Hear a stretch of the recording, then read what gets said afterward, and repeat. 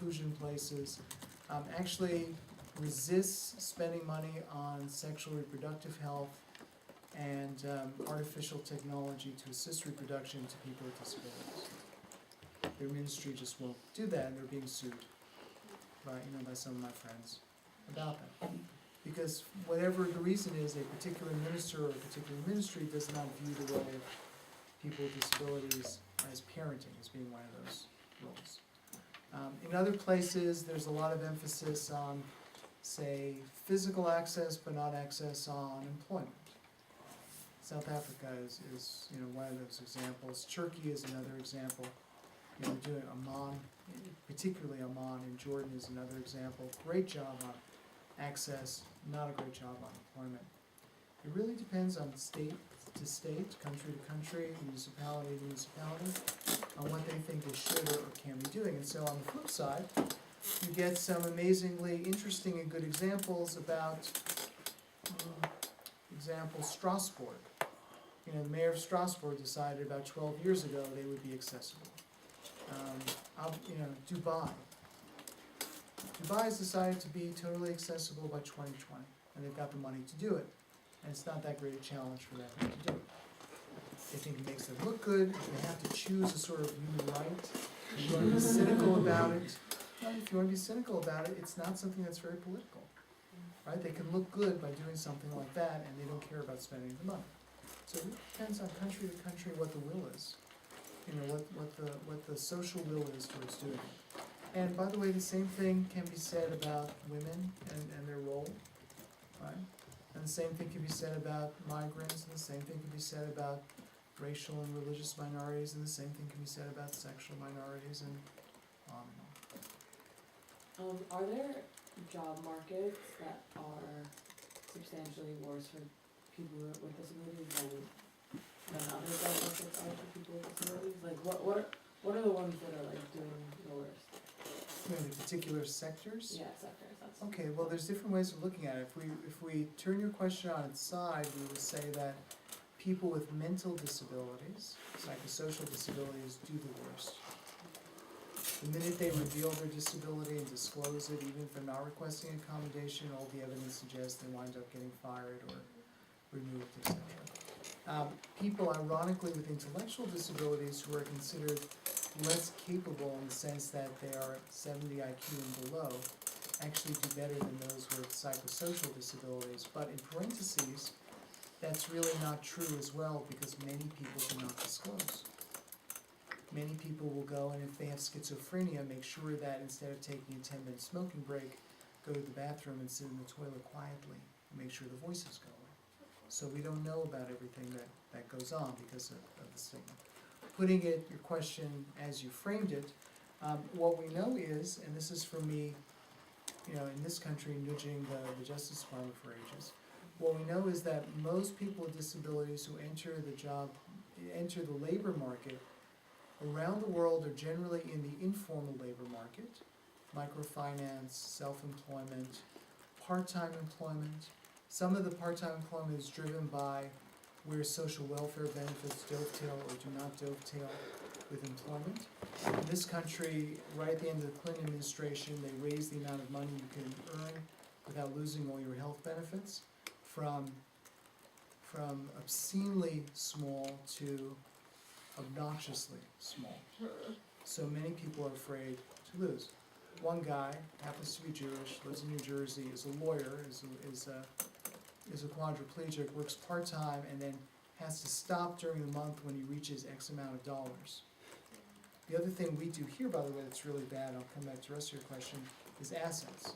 The one thing that creates intergenerational poverty is lack of assets. So what we're doing is making sure that we have intergenerational poverty relating to people with disabilities. Because if they're on social benefits and they own more than about $2,500 or so, that's it, the benefits go bye-bye. So this guy at the end of the month goes out and spends time in restaurants or whatever, and I say to him, why don't you go and put it in a safe deposit box or something like that? And he said, well, that would be illegal. And I said, well, there's also catastrophic injury and illness, and that would be sensible. But to put it the other way, so most of the entry levels, when there's entry levels, tend to be at the lower skill level. Part of it, most of the funding that goes towards getting people with disabilities into the job market is at that lower skill level, not the people with the higher degrees. People with higher degrees tend to push and force their way in, and self-accommodate and do better, and that is not for any particular disability type. But if we're talking about levels of the market, most of it is at the lower level. And I'm on various boards. One is the National Organization on Disability, work with Lowe's, Walmart, etc. Tends to be in their distribution centers. And those tend to be people with intellectual and cognitive disabilities, sometimes Down syndrome, sometimes autism, sometimes other things. And that's in making sure that what you order from Amazon or Walmart gets to you. What's interesting is they've now redone all their machinery and all their delivery systems, and now everyone is using the same stuff. And they don't use words, they use pictures and other things, and it's actually increased overall productivity by about a third. So there's actually been this external, as we call external benefit to including people with disabilities.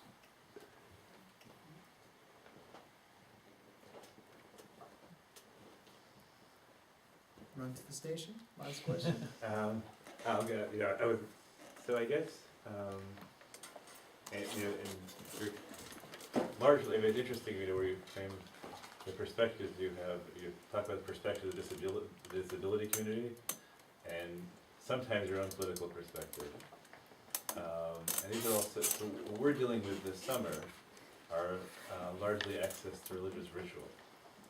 And I'm wondering, both of you are willing to talk about your own experience within the Jewish community, and in general, there's an ongoing issue in the U.S. About the way in which non-discrimination laws interact with religious freedom. So I'm wondering if you're willing to talk about your own perspective, your own experiential perspective and legal perspective on these categories. So let's say, straightforward issues that we've talked about, which has a long halachic history, is if you have a religion, the primary act is the reading of the scroll, right? So how does that relate to people who are blind? So I'm wondering what you have to, willing to have both general and specific remarks on that topic. We'll deal tomorrow probably with if we have time, the question of rituals that require standing. Are you going to show that, what was that film, Reading with Leora? Praying with Leora. Praying with Leora. Interesting. Personally, I happen to be I come from a family, rabbinic family, hopefully, and they still like me. But I'm one of those mostly non-practicing ones who is not angry or bitter at Frumkeit and has very good relationships and so forth. So I'm not one of those anti-yeshiva, former ex-yeshiva ones. I did not have a very good experience about inclusion, but of course I'm much older than many of the people who are now in yeshiva, etc. My yeshiva Ramaz did not want to take me back. I wound up being the first person, with any sort of serious or engageable disability, and they did not want to. And they did because my mother, may she rest in peace, went to Max Stern, whose grandson I used to play with, in preschool. I was friendly with, and Hart's Mountain, and said, this is what they're doing. He just spent the year in the hospital, half a year in the hospital. He just scored 100 on the Regents. He's got a straight A average. What's the problem? And he called up Pascal Stein and said, if you want to get any more money from me, we're going to change the way that you're viewing it. Now, to give them, Kopfslut, once I was back, they were good to me and supportive, and figured out that in the old building you could reschedule classrooms so that it didn't have to be the classrooms on top of the steps. you know, and that I didn't have to be there for 8 hours a day, I could be there for 6 hours a day. Of course, my family would, you know, come on Shabbat and walk 12 flights of stairs, and we'd have 2 or 3 hours of Gemara for Shabbat, which was actually quite enjoyable.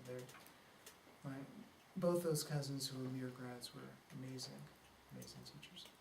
So, you know, that was not to me a great embrace.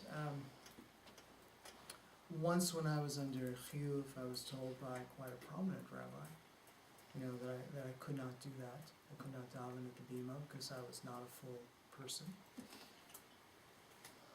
And we need to mention him, but you know, that was not a very nice sort of experience. Overall, you know, over the years, this community has had issues with inclusion. Within Boston, it's been transformed by a lot of the work the Rudermans have done to make the Jewish day schools and the yeshivot inclusive. Other places are less so. There's a threat of a lawsuit against Manhattan Day School by some parents as well. On the other hand, you know, as far as inclusion, and we'll get to religious ritual, but as far as inclusion within our institutions, there have to be. The diversity is such, and the people are such, there have to be marvelous examples of, you know, inclusiveness and of chesed and of other things. And in all things related to disability, unfortunately, the exclusion and discrimination is usually what's highlighted and told, and the good stuff gets less publicity.